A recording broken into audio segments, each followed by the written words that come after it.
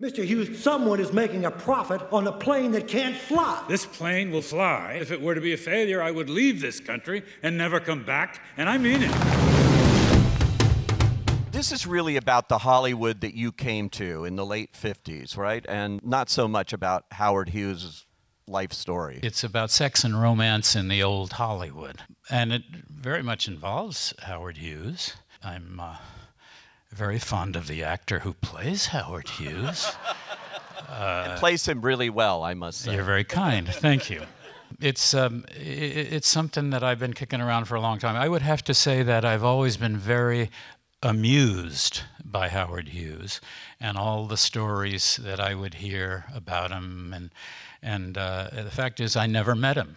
I heard Eisenhower sent him a telegram. If Eisenhower was really smart, he'd have Howard Hughes just bomb Moscow and have communism over and done with. I think Howard Hughes should be president. You have also cast this movie beautifully. A lot of people that we know, and two relative newcomers, Alden Ehrenreich, who plays the young man. It's sort of like, I think is sort of like you in some ways, closer to you coming to Hollywood at that time. And Lily Collins, who's wonderful. Phil Collins' daughter, just a terrific actress. They are really the crux of the main part of the story. They're really something. I'm lucky on the whole cast, really, I feel. And you know, when you're acting and directing at the same time, you kind of feel like you're being directed also by your fellow actors. I would have to say that all of the people in this cast, you know, are capable of directing and producing, and of course with the new technology, with digital and independent filmmaking, etc., I think more actors will be directing and producing.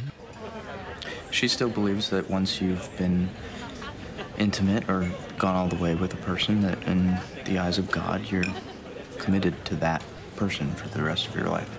I agree with Sarah. What I loved about this movie is it harkens back to your very first film, a wonderful Elia Kazan movie called Splendor in the Grass. There's this connection, I think, to it. Yeah, there is. And what I think is the subject of American sexual Puritanism, which is somewhat unique in the world. It's a huge subject, and people say I've been working on this movie for a long time.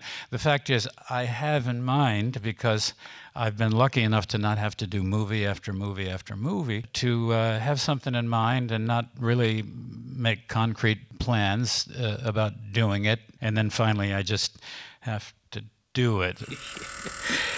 I'm from Virginia. I'm from where the Southern Baptist Convention emanates from. And, you know, my mother and father were really academics. I wasn't raised in a rigidly religious atmosphere, but the whole thing is something that I think it began to change around in the late 50s with the rise of feminism.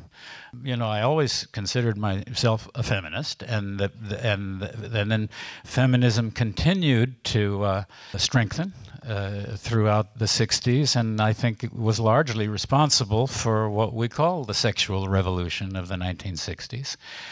But to a great extent, we still haven't shaken it.